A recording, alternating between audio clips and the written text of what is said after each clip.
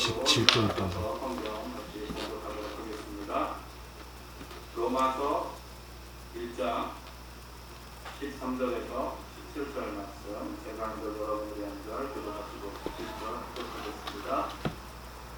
형제들아, 내가 여러 번 너희에게 가고자 한 것을 너희가 모르기를 원하지 아니하노니 이는 너희 중에서도 다른 일반인 중에서와 같이 열매를 맺게 하려 함이로다. 만인이나 지혜 있는 자나 어리석은 자에게 다 내게 빚진 자라. 너희가 주는 대로 로마에 있는 너희에게도 복음을 전하기를 원하노라. 내가 복음을 부끄러워하지 아니하노니 모든 믿는 자에게 구원을 주시는 하나님의 능력이 됨이라. 먼저는 유대인에게요 그리고 헬라인에게로다.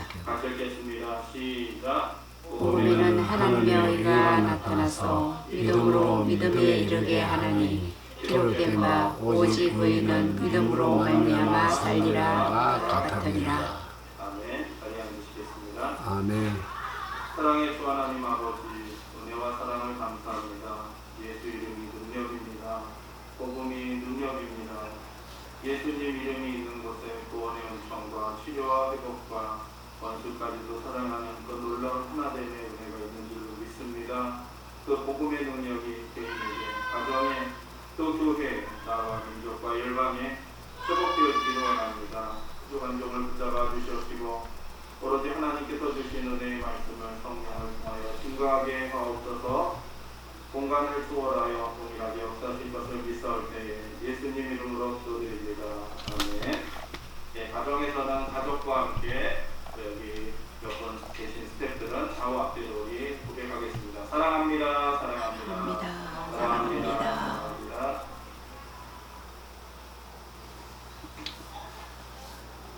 한번 따라해 보시기 바랍니다. 복음의 능력. 복음의 능력. 복음의 능력. 복음의 능력. 우리 15절 한번 읽어보겠습니다. 15절입니다. 그러므로 우리 진주장님도 제가 말씀드리면 이렇게 좀 띄워주세요. 15절입니다. 시작. 그러므로 나는 할 수 있는 대로 로마에 있는 너희에게도 복음 전하기를 원하노라. 다같이 다시 한번 읽어보겠습니다. 시작. 그러므로 나는 할 수 있는 대로 로마에 있는 너희에게도 복음을 전하기를 원하노라. 여기서 누구에게는 누구라고? 너희는 믿음이 좋은 사람으로 소문난 자들. 소리가 작지? 전통에 있는 교회에 소속된 성도들이었습니다. 그럼에도 불구하고 바울은 왜 그들에게 복음을 전하려고 했을까요? 복음을 들어야 될 사람들이 교회 밖에도 많지만 교회 안에도 많이 있기 때문이랍니다. 그리고 교회 안에 있는 신자들이, 성도들이 복음을 들어야 될 첫 번째 이유는 잃어버린 구원의 감격을 회복하는 데 있다고 2주 전에 제가 말씀을 드렸습니다. 이제는 로마 교회가 다시 복음을 들어야 했던 두 번째 이유를 생각해 볼 텐데요. 우리 16절, 17절 읽어보겠습니다. 내가 복음을 16절, 17절 연이어서 띄워주세요. 시작. 내가 복음을 부끄러워하지 아니하노니 이 복음은 모든 믿는 자에게 구원을 주시는 하나님의 능력이 됩니다. 먼저는 유대인에게요 그리고 헬라인에게로다. 복음에는 하나님의 의가 나타나서 믿음으로 믿음에 이르게 하니 기록된다. 오직 의는 믿음으로 말미암아 살리라 그와 같으니라. 아멘. 이 16절 17절은 로마서의 주제라고들 합니다. 바울은 16절에서 복음에 대한 자신의 강한 확신을 말해요. 56%. 내가 복음을 부끄러워한다고요? 부끄러워하지 56%. 부끄러워하지 아니하노니 이 복음은 모든 믿는 자에게 구원을 주시는 하나님의 능력이 됩니다. 첫째는 누구에게요? 유대인에게요. 또한 헬라인에게로다 라고 얘기합니다. 복음은 복음을 믿는 자는 누구든지 구원시키는 하나님의 능력이라는 거예요. 우리는 바울이 로마 교회에 복음을 전하기 원했던 이유는 로마 교회가 꺼져가는 복음의 능력의 회복이었어요. 뭐라고요? 로마 교회가 꺼져가는 뭐의 능력을 회복하기 위해서였다고요? 예, 맞습니다. 복음의 능력의 회복이에요. 구원이란 무엇일까요? 우리 성서침례교회는 한국에 구원이라는 의미가 없을 때부터 구원 받았습니까? 이런 질문을 많이 했습니다. 그런데 지금은 그 구원이 얼마나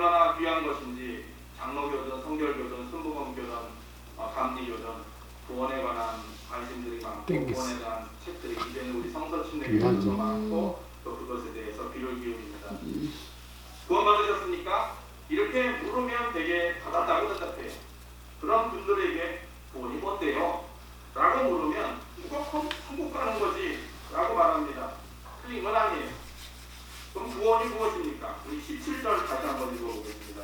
17절 복음에는 띄워주세요. 시작. 복음에는 하나님의 의가 나타나서 믿음으로 믿음의 이르게 하나니 기록된 바 오직 의인은 믿음으로 말미암아 살리라 하시니라. 아멘.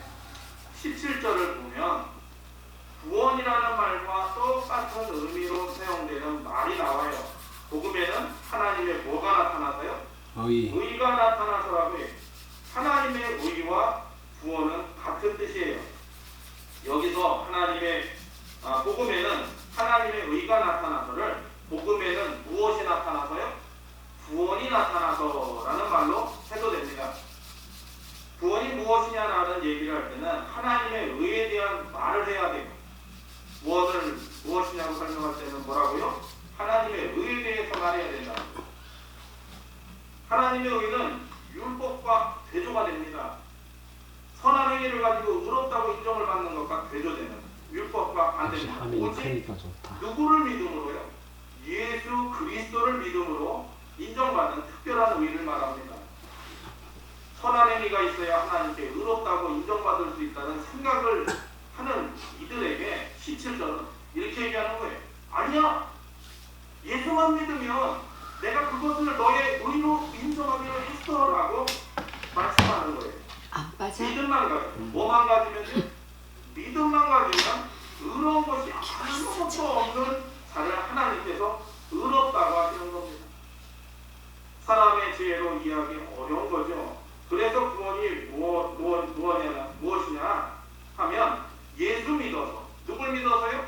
예수 믿어서 그 믿음으로 하나님께 의인으로 인정받는 것을 말합니다. 이것을 신학용어로 따라 해보시기 바랍니다. 이신칭의 한문으로 이신칭이라고 해요. 믿음으로 얻는 이 의 때문에 비로소 우리는 하나님과 화목할 수 있다는 거예요. 죄와 죽음 그리고 사단의 세력에서 자유함을 얻습니다. 할렐루야. 그리고 예수 안에 있는 새 생명을 받아 누리는 영원한 나라에 들어가게 되는 거예요. 로마서는 구원의 은혜를 우리에게 다시 알게 하고 확신하게 하면서 풍성하게 누리도록 하기 위해서 기록된 성경입니다. 이 모든 것이 하나님의 의가 주는 선물이에요. 축복입니다. 그래서 구원과 하나님의 의를 같은 뜻으로 봅니다. 우리가 예수 믿고 하나님의 의를 얻었다고 하지만 그것이 당장 눈에 보이거나 손에 잡히는 것이 아니에요. 구원에는 영적인 것만이 아니라 육적인 것도 들어있어요. 내선적인 복만 아니라 현세적인 복, 이 땅의 복도 포함된다는 거예요. 우리가 받은 구원에는 세상에 살면서 정신적으로, 육체적으로 맛볼 수 있는 축복의 요소가 많이 들어있습니다.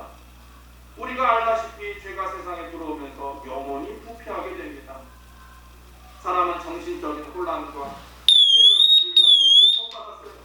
하지만 복음을 듣고 구원의 능력을 체험하면 그것이 우리의 정신세계는 물론 육체까지 대단한 영향을 미친다는 거예요.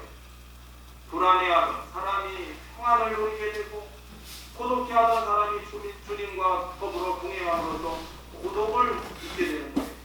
불평, 불만, 악독에 사무쳐 있던 사람을 모두 용서해 버리기 때문에 마음의 자유가 찾아옵니다. 할렐루야. 여러분들도 이 가운데 또 가정에서도 그런 경험을 하실 줄 믿습니다. 영원한 하나님의 나라를 소망하며 살기 때문에 세상에서 여러 가지 마음 상한 일들이 있어도 그것으로 병이 든다든지 거꾸러지는 일은 거의 일어나지 않는다는 거예요. 영혼의 구원이 정신적인 건강을 가져다 준다는 것입니다. 정신적 건강은 우리의 육체의 고통을 치료하기까지 합니다. 그뿐입니까? 술 마시고 도박하던 사람이 그 악한 일을 끊어버리고 성실하게 일하니까 가장 행복해져요. 구원의 의미는 우리의 영혼의 의롭다함을 얻고 천국에 들어가는 것만이 아니라 우리의 정신세계와 육체적인 것에는까지 미치는 결과까지 다 포함한다는 것이에요.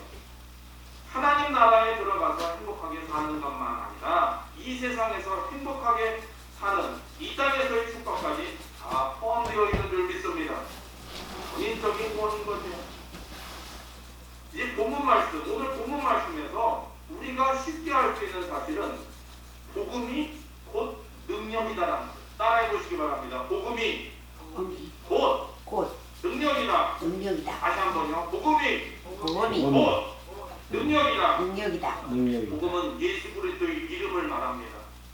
복음은 누굴 말한다고요? 예수 그리스도의 이름. 그러므로 예수님의 이름이 곧 하나님의 능력이라는 거예요.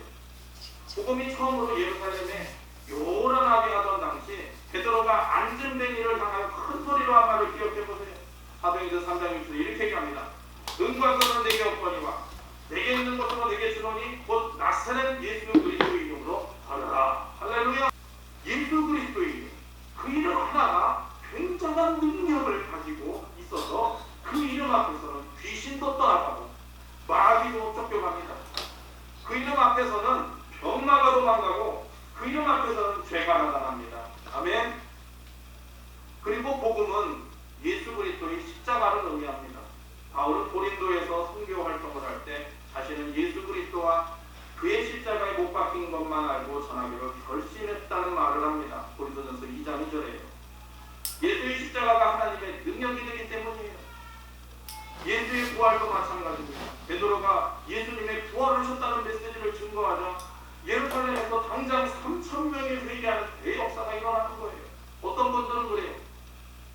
설교에서 그게 다가 되냐고. 여러분, 성령의 능사, 성령의 역사, 복음의 능력은 오늘 베드로가 예수님이 부활하셨다는 메시지를 증거하자 예루살렘에 당장 3,000명이 회개한 역사는 베드로에만 있는 것이 아니라 복음의 능력을 경험하고 예수님이 내 죄를 위해서 십자가에 못 박혀 죽으시고 3일 만에 부활하신 그분이 나의 주인이시라면 오늘도 우리에게 동일한 예수의 이름이 능력으로 나타나는 줄을 믿습니다. 그래서 사도행전 1장 8절을 우리가 잘 암송하는 말씀이죠. 오직 성령이 너에게 임하시면 너희가 권능을 받고 예루살렘과 온 유대와 사마리아와 땅끝까지 이르러 내 증인이 되리라 하시니라. 할렐루야. 주님께서는 복음을 전하는 자에게 성령의 권능을 약속하셨어요. 뭘 약속하셨다고요? 성령의 권능. 복음이 이 악한 세상에 전하기 위해서는 막강한 초자연적 힘이 필요하기 때문에 하나님의 아들이신 예수님까지도 복음을 전하기 위해서는 먼저 성령으로 충만함을 받아야 됐다는 거예요. 이 영적인 원리가 그대로 그의 증인들에게도 또 12사도 120문도 증인들에게도 적용이 됩니다. 우리까지. 한 가지 물어볼게요. 우리가 복음을 직접적으로 간접적으로 전하는 행동은 사단을 방어하는 겁니까? 아니면 사단을 공격하는 겁니까? 말할 것도 없이 공격이에요, 공격. 우리가 사회생활하면서 나는 예수 믿는다고 자신을 소개합니다. 안 믿는 사람을 보면 예수 믿으라고 하죠. 믿는 사람들끼리 모여서 성경 공부도 하고 기도도 합니다. 참 안타까운 것은 코로나19 사태로 또 2.5단계 사태로 인해서 이제는 비대면이고 소그룹도 교제도 못하는 것이 참 안타깝습니다. 하지만 우리가 이번 계기를 통해서 원망과 불평, 이 모든 사태를 누구의 책임, 누구의 탓이 아니라 내가 회개하고 자복하고 하나님 말씀 안에 거하는 귀한 계기가 된다면 곧 그 시절이 다시 돌아올 줄을 믿습니다. 주일에는 교회에 나오죠. 이 모든 행동은 사단에 대한 공격행위입니다. 우리는 방어자가 아닙니다. 왜요? 예수 그리스도가 이 세상을 이겼기 때문입니다. 예수 그리스도가 세상을 어떻게 하셨다고요? 이기신 거예요. 사망과 무덤의 권세를 깨뜨리신 줄을 믿습니다. 그러므로 우리는 공격하는 사람들입니다. 오히려 사단은 항상 방어하는 입장이에요. 그렇다면 어느 쪽이 더 강해야 될까요? 번역이 났어. 복음 증거하는 우리는 사단보다 3배 이상 강해야 이길 수 있는 거예요. 어디서 이 능력을 얻을 수 있습니까? 성령의 권능을 받아야 되는 거예요. 뭐의 권능을 받아야 된다고요? 성령의 권능이 사단의 세력을 이길 수 있도록 주시는 성령의 권능을 이끌어 구원을 주시는 하나님의 능력이라고 말하고 있는 겁니다. 복음의 능력이 얼마나 대단한가를 입증할 수 있는 중요한 말씀이 16절 안에 있습니다. 우리 16절 다시 한번 읽어볼게요. 16절입니다. 띄워주세요. 시작. 내가 복음을 부끄러워하지 아니하노니 이 복음은 모든 믿는 자에게 구원을 주시는 하나님의 능력이 되리라. 먼저 유대인이요 그리고 헬라인에게로다. 할렐루야.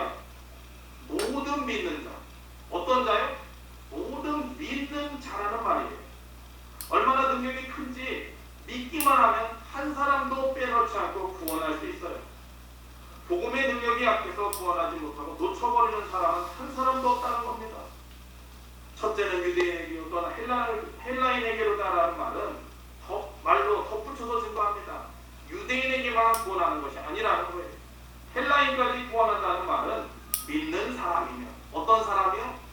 믿는 사람이면 차별하지 않고 누구나 다 구원할 수 있다. 할렐루야. 예수 그리스도의 복음이 가지고 있는 능력이 얼마나 강한지 많은 구원의 조건이 필요 없고 단지 한 가지만 요구합니다. 뭐예요? 따라해 보시기 바랍니다. 믿음. 이것저것 요구하지 않는 이유는 그만큼 복음의 능력이 대단하기 때문에 믿음이면 족하다는 거예요. 복음이신 예수 그리스도 안에서 구원의 길이 열려 있는데 그 길에 들어가기 위해 필요한 것은 믿음으로 믿음에 이르는 것이에요. 오늘 이 17절에 복음에는 하나님의 의가 나타나서 믿음으로 믿음에 이르게 하나니라고 되어 있는데요. 우리 17절 다시 한번 읽어보세요. 17절 복음에는 시작. 복음에는 하나님의 의가 나타나서 믿음으로 믿음에 이르게 하나니. 거기까지. 많은 해석이 있어요. 이런 말 저런 말이 있지만 이 말씀은 시작도 믿음이요 마지막도 믿음이라는 거예요. 오직 예수 그리스도를 믿음으로. 할렐루야. 오직 믿음으로. 조건이 단순하단 말입니다. 다른 조건이 필요 없어요. 오직 믿기만 하면 구원을 주십니다. 이것이 바로 복음의 능력이요 하나님의 능력이더라는 것입니다. 구원을 주시는 하나님의 능력에 대해서 두 가지를 말씀드렸어요. 첫째는 복음 그 자체가 가지고 있는 능력이라고 말씀을 드렸고요. 두 번째는 예수 믿는 사람에게 부어주시는 뭐의 능력이요? 성령의 권능이라고 했어요. 교회는 이러한 하나님의 능력을 가지고 있어야 합니다. 항상 이 능력에 사로잡혀 있어야 해요. 사람들 눈에는 잘 보이지 않겠지만 예수 믿는 사람은 어린아이부터 어른까지 항상 이 능력으로 무장하고 있어야 마귀를 대적하고 세상을 이길 수 있습니다. 이렇게 놀라운 능력임에도 불구하고 문제가 하나 있어요. 복음의 능력이 그 자체로는 엄청난 건데 사람의 약점에 의해서, 사람의 뭐에 의해서요? 약점에 의해서 제재를 받는다는 거예요. 그 능력이. 육신의 연약은 경우에 따라 성령과 복음의 능력에 막대한 장애가 될 수 있다는 거예요. 한번 생각해 보세요. 나는 어떤 제재가 있고 약함이 있는지. 우리가 기도를 게을리하면 이 능력은 힘을 잃어버립니다. 복음을 듣지 않거나 한 능력을 체험하지 못합니다. 우리가 범죄하여 성령을 근심하게 하면 이 능력이 식어버리거나 떠나버립니다. 사랑하시기를 바랍니다. 원망하지 아니하시기를 바랍니다. 불평하지 아니하시기를 바랍니다. 왜요? 성령을 근심케 하는 거기 때문에 그 능력이 식어버린다는 거예요. 아무리 잘 믿는 사람이라도 계속 사모하고 항상 조심하지 않으면 시종일관 유지하기 어려운 것이 이 능력이라는 거예요. 믿는 자는 누구든지 이 능력을 잃지 않기 위해서 최선을 다해야 합니다. 교회가 교회답기 위해서는 이 능력의 불꽃이 꺼지지 않도록 애쓰고 힘써야 합니다.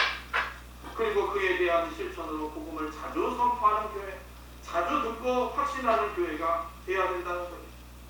저는 이 코로나19 사태에 참 교회들이 울고 저랑 공부했던 개척교회 목사들도요, 우는 게 아니라 울 힘도 없어요. 셋 두고 했었는데요, 비대면을 하라고 그러는데 성도들도 몇 없는데 벌써 비대면을 하라고 그러고, 월세도 그렇고 교회 형편도 그렇고 사례비는 가져갈 수도 없는데도 불구하고 그런 상황에서도 뭐예요? 하나님께 은혜를 구하는 겁니다. 하나님, 그래도 나를 불러주시고 하나님께서 인도해 주셨사오니 하나님 정말로 도저히 감당할 수 없습니다. 하지만 하나님 복음의 능력을 믿습니다. 저는 현재 교회들이 이 능력을 어느 정도 유지하고 있는지 참 궁금합니다. 너무나도 답답한 일들이 많아요. 교회 안에 왜 그렇게 싸움이 많은지요? 또 왜 그렇게 구원받지 못한 교회만 다니는 사람들이 많은지요? 그러니까 교회 다니는 구원받지 못한, 아직 거듭나지 못하고 세상 것을 버리지 못한 사람들 때문에 안 믿는 사람들이 봤을 때는 교회 다니는 사람들이 왜 저래? 이렇게 된다는 거예요.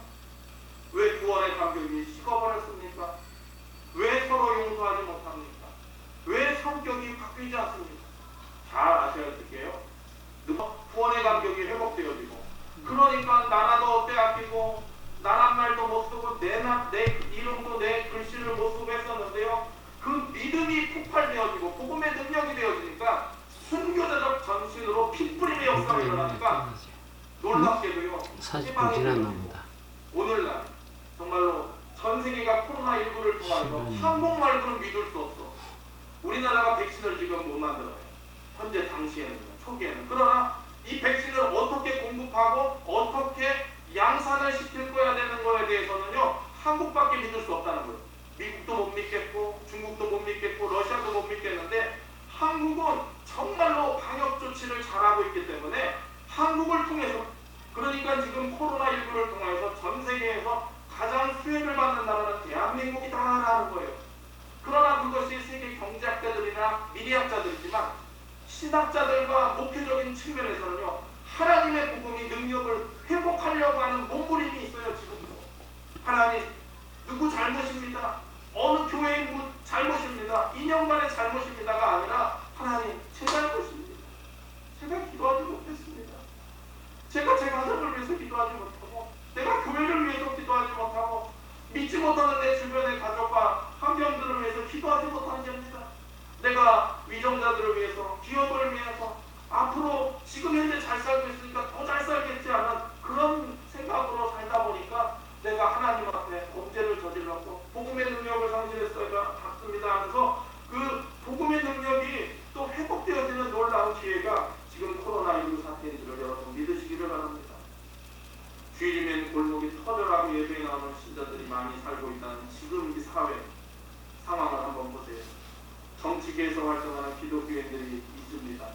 기업마다 신호에다 조찬 기도에다 하면서 믿는 분들이 열심히 뛰죠.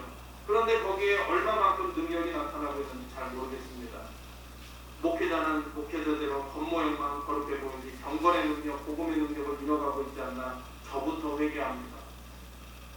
초대교회 때 많은 성장하는 교회 목사님들, 그리고 대한민국의 70, 80년대 한국의 기적을 이끌었다는 분들을 보게 되니까요, 일주일 내내 한 게 뭐냐, 기도 말씀 전무예요. 다른 거를 어떻게 일어나고, 그래서 어떻게 그렇게 하지?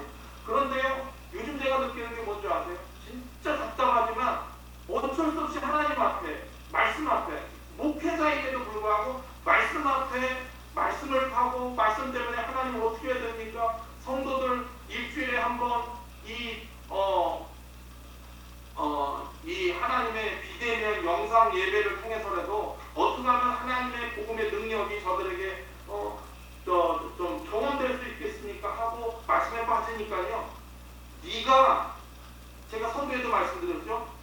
강화하는 사람을 공격해서 이기려면 몇 배가 필요하다고요? 3배의 힘이 필요해요. 그러면은 내가 3배로 더 말씀에 빠져야 되고 성령에 붙잡힌 바 되어야 되고 하나님의 말씀대로 살기 위해서 몸부림을 쳐야 된다는 거예요. 그런 것처럼 저와 여러분들도 모양만이 아니라 정말로 하나님 앞에 경건의 능력, 복음의 능력을 회복하시기를 주님의 이름으로 축원합니다. 이와 같은 답답한 현실 속에서 우리가 다시 살기 위해서는 복음을 들어야 된다는 거예요. 뭘 들어야 된다고요? 복음입니다. 성령의 능력이 활활 타오르는 복음을 받아야 합니다. 복음을 듣고 풍성한 은혜의 세계에 깊이 빠져야만 구원의 감격도 다시 회복될 수 있는 겁니다. 그리고 그 놀라운 능력이 우리의 것이 될 수 있다는 거예요. 예수의 생명이 저와 여러분들의 것이 되어야 되고 예수 그리스도로 말미암은 성령의 능력이 저와 여러분들의 것이 되어서 이 어려운 환경 가운데 능력 있는 하나님의 평강이 저와 여러분들의 은혜 가운데 여러분들에게 넘치기를 주님의 이름으로 축원합니다.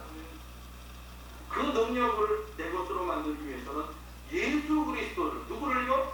예수 그리스도를 날마다 가슴에 모시고 그분을 생각하는 거예요. 그분이 왜 나를 위해서 죽으셨는지 묵상하시기 바랍니다. 성경을 펴서 예수님과 그가 우리를 위해 행하신 일들을 놓고 열심히 배워보시기를 바랍니다. 저도 이 로마서를 이제 시작하면서 로마서를 하루에 제가 지금 이제 1장 17절까지 풀지만 수십 번을 듣습니다. 수십 번을 읽습니다. 그렇게 하나님의 말씀을 배우고자 하니까 하나님께서요 힘을 주시는 거예요. 네가 모자라서 쓰냐? 네 행실을 봐라, 네 관계를 봐라, 네가 어떻게 쓸 수 있냐? 그러나 서두에도 말씀드렸어요.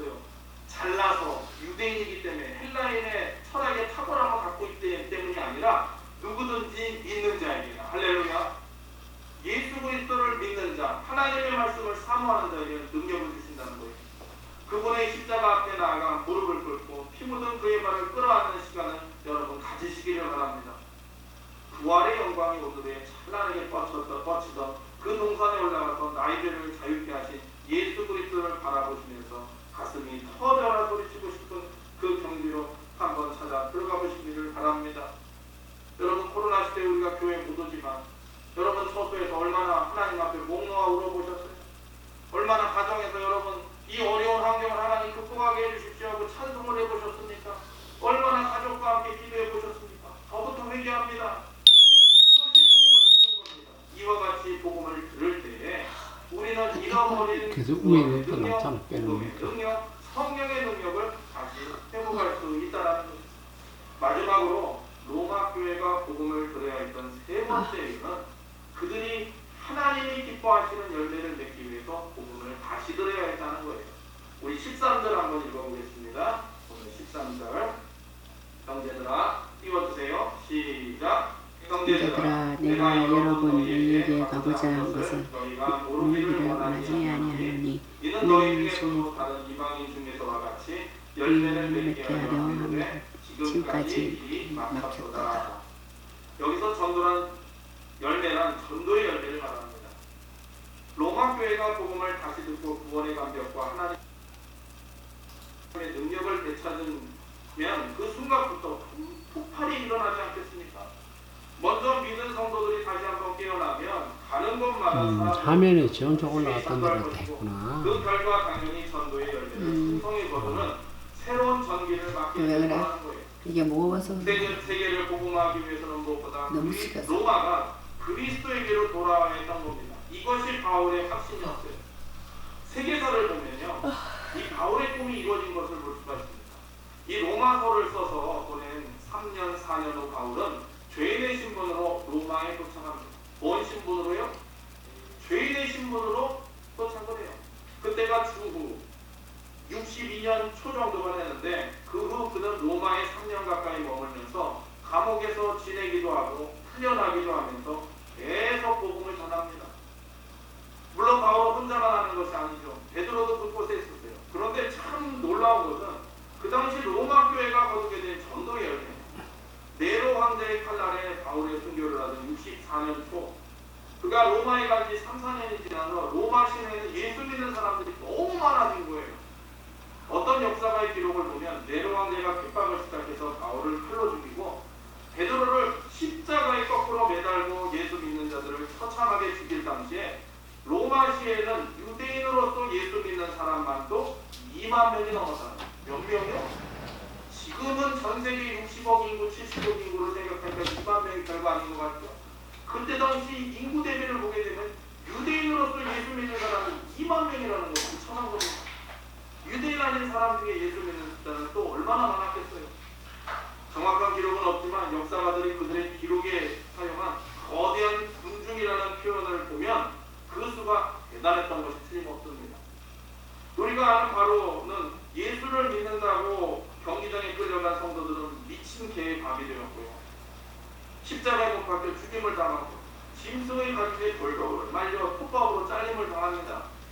심지어 때로는 궁전들의 예수 믿는 사람들을 끌어다가 소나무 막대기에 못을 박아 세워놓고 거기에 기름을 잔뜩 부어 횃불로 사용하기도 했습니다.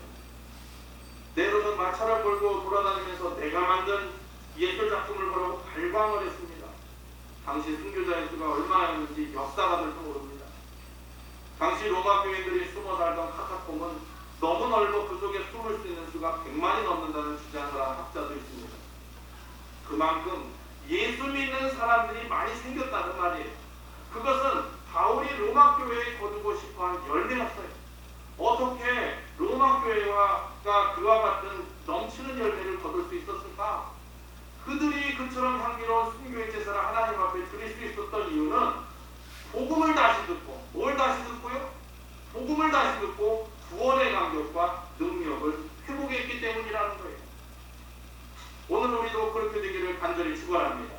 축원합니다. 하나님은 한국교회가 구원의 열매를 맺기를 많이 맺기를 원하세요. 우리들만 예수 믿고 그를 기뻐하시지 않습니다. 하나님께서는 모든 사람이 구원받으며 지지를 한 데 이르기를 간절히 원하고 계세요.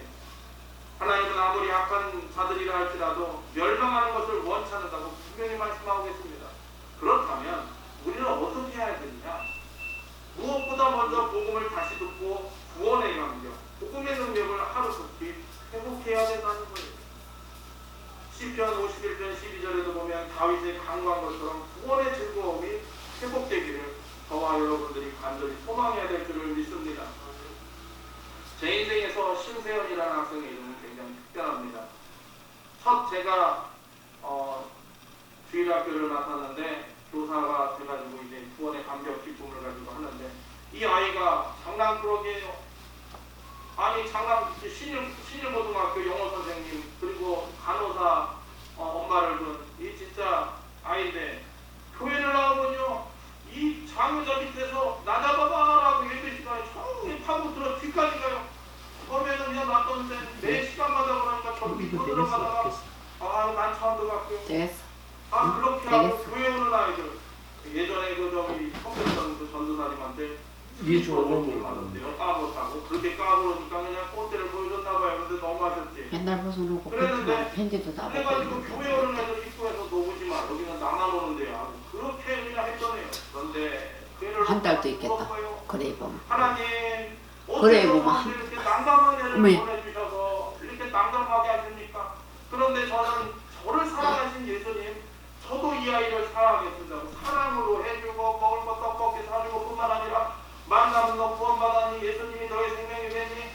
아니 선생님은 나만 할 얘기가 그렇게 없어요. 만난 거라 사주지. 야 먹을 것은 잠깐이지만 예수님은 영원한 생명이다. 이렇게 어느 날 이 녀석이요. 예수님을 믿은 거예요. 믿어가지고 전도를 하는데요. 이 녀석이 30명을 전도합니다. 15명씩 남아가지고 FBI 반도 지가 만들었어요. 그때 5학년이었나요?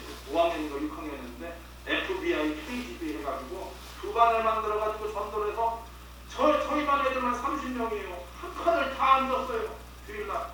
그런데 어느 날 그 아이를 전도했던 그 부목사님 아들이 와서 저한테 선생님 놀라지 마요. 그래서 왜? 그랬더니 세영이 형이 백혈병에 걸렸어요. 그러는 거예요.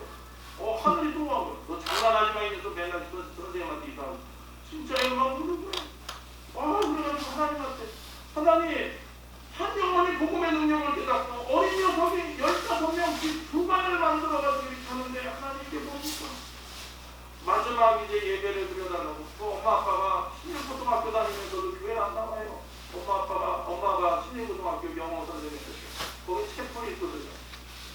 그런데 시험 들어가지고 안 나왔을 때 누나도 그게 있는데 태연이가 머리를 탁 누워서 그러는 거예요.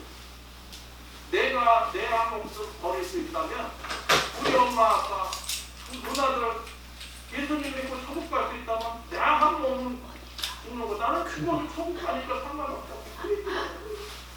그래서 태연아 예배 끝나고 교회다. 네가 구원받은 기쁨으로 많은 친구들 전도했는데 예배 끝나고 앞으로 교회다. 전국 장성에서 출생한 사람들이 얼마나 많은 사람을 전도하겠느냐. 그런데요 여러분 그 아이가 하나님한테 쫓아냈는데요. 너무 편안하게 입관식을 받는데요. 죽고 있는 게 아니라 자는 것 같아요. 양말 신고 태어나 덮옷을 신고 가. 놀라운 일이 일어났습니다. 그렇게 말하겠던 신어. 그 신일고등학교 가서 신어. 그 만학했던 유명한 병원의 간호사 수간호사 선생님이 우리 예수님이죠. 두 누나들도 이쪽 저 되게 우리가 아파. 중고등부 왔다리 하더니 확실히 나옵니다. 천국에서 만나겠다. 나도 구원을 확신해가지고 구원의 감격, 복음의 능력을 회복하면 하나님의 열매를 드리고 싶은 마음이 가슴으로부터 치솟아올라 편리지 못한다는 것을 여러분 기억하시기를 바랍니다. 저도 요즘 빚이라는 것에 대해서 다시 한번 생각합니다. 내가 죽을 때까지 복음을 증거해야 되는데 내가 일주일 동안 뭐에 빠져야 되냐? 다른 거 없습니다. 말씀에 빠지면 기도하게 되고요. 말씀에 빠져서 기도하게 되면 복음의 능력이 회복되어지고 그리고 안 믿는 이웃을 보면 못 견딥니다. 우리가 모두가 그런 사람이 되어야 됩니다. 그러기 위해서는 우리 자신을 돌봐야 합니다. 나는 복음의 능력이 식어있지 않은지 왜 그러는지 내가 복음을 들은 지가 너무 오래돼 있어. 다 아는 거예요. 귀가 아프게 피딱지가 들게끔 들은 것 같지만 실은 예수의 이름, 예수의 십자가가 가진 복음의 능력, 성령의 능력을 잃어버리고 있는 거예요. 내가 마음을 열고 복음을 귀담아 들으며 감격할 일이 지난 수년 동안 한 번도 없었어. 이것이 나를 무력하게 만들고 전도의 열매를 주님께 드리지 못하는 부끄러운 생활을 하게 만든 원인이었어. 그래, 복음을 다시 듣자. 그리고 능력을 회복하자. 여러분, 하나님이 왜 코로나를 이렇게 장시간 주실까요? 지구 회복, 기도해야지. 인류 회복이 기도 아직 안 끝났어. 믿는 자들의 회복입니다. 그쵸. 왜요? 지금 그거 기하다. 전 세계 역사를 통해서 얘 갖다 버려. 2년도 없어요. 지금 소비에트 연합, 나랑 놀래줄게. 소련이 망한 이유는요. 중국도 자유경제 체제가 들어오니까 흥청망청입니다. 그러니까 어떻게 됩니까? 수없이만 우리보다 앞섰던 기독교인들이 공동회를 합법화하고 성경이 거리가 떨어집니다. 성경의 그 구조를 못 이깁니다. 대한민국도 지금 그것 때문에 많은 분들이 기도하고 있는데 뭡니까? 우리가 기도해야 되는 거예요. 우리가 회복해야 됩니다. 누구 잘못이 아니라 하나님. 저는 그렇게 생각합니다. 그렇게까지 능력이 있어야 능력이 없으면서 서로를 원망하고 불평하면요 우리 손해입니다. 우리 책임 전가예요. 문 열어놓으려고. 냄새가 대한민국은요 초기에 열어놓고. 육정의 아들이 또 오줌 머슴의 아들이요 선교사의 눈에 띄어가지고 바깥에서 놀고만 있어요. 다른 애들은 한동안 노맹무만 우리 아빠가요 못 맞이기 어떻게 있었는데요. 하나님 교회 짓는다고 다 맞췄어요. 나보다 가난해서 배울 돈이 없어요. 야, 너 그러면 미국 가서 공부해볼래? 그분이 바로 우리나라 초대 문교부 장관이래요. 여러분 그런 것처럼요. 뭐좀 복음의 먹고 가. 능력으로 우리가 뭐 좀 하나님을 줘? 알아야 되고 하나님의 능력을 경험했다면요 우리가 식욕을 갖춰야 돼요. 그렇게 되어졌을 때 우리가 권력을 잡던 부를 가지던 어떤 것을 가지던 선하게 쓸 수 있고 겸손할 수 있는 겁니다. 사랑하는 형제자매 여러분, 이제 어린아이 같은 심정으로 복음 앞에 나오시기를 주님의 이름으로 권면합니다. 여러분들 복음의 경건의 모양만이 아니라 경건의 능력이 있기를 바랍니다. 그래서 사도 바울은 15절에 나는 할 수 있는 대로 로마에 있는 너에게 복음 전가기를 원했다. 결국은 17절입니다. 우리 마지막으로 17절 합독하고 마치겠습니다. 우리 말씀에 또 찬양하신 후에 말씀에 반응하는 시간 갖도록 하겠습니다. 17절입니다. 시작. 복음에는 하나님의 의가 나타나서 믿음으로 믿음에 이르게 하나님 기록된 바 오직 의인은 믿음으로 말미암아 살리라 함과 같으니라. 할렐루야. 아멘. 예수 이름에 능력이 있습니다. 예수님을 믿으면 그 능력이 내 삶 속에서 나타남을 믿으시기를 바랍니다. 천국 가서 끝나는 것이 아니라 육체의 질병도 끊어지게 되고요. 정신적인 공황도 끊어지게 되고요. 대한민국이 6.25 동란을 치르고 이 나라는 100년, 200년이 지나도 회복 안 된다고 했어요. 그런데요 지금 전 세계가 주목하고 있어요. 엄마도 이거 줄까? 우리 좀 어디 도와라. 가서 밥 먹고. 대한민국에 또 믿음의 사람들이 있으니까 우리나라 6.25때 참여했던 이디오피아에요. 마스크와 체온계와 이런 모든 측정할 수 있는 것들을 보내주니까요. 야, 그게 언제적 일인데 그걸 기억하고 우리에게 이런 것들을 보내주냐. 비신자의 심정입니다. 복음 안에서 능력을 경험한 사람들은 비신자의 심정이 있습니다. 이 시간 전능하신 나의 하나님 찬양하시고 가정에서 분들도 같이 기도하기 원합니다.